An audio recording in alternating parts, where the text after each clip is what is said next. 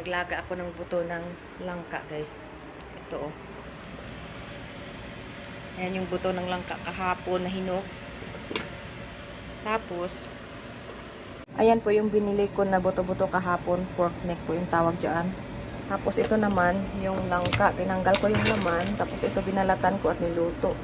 Tapos, ilalagay natin dyan mamaya. Kasi, na-miss ko talaga magluto ng buto-buto na may langka. So, Ilonggo style po yan siya, guys. Wala nga lang kadyos kasi walang tinda yan dito. So, ayan.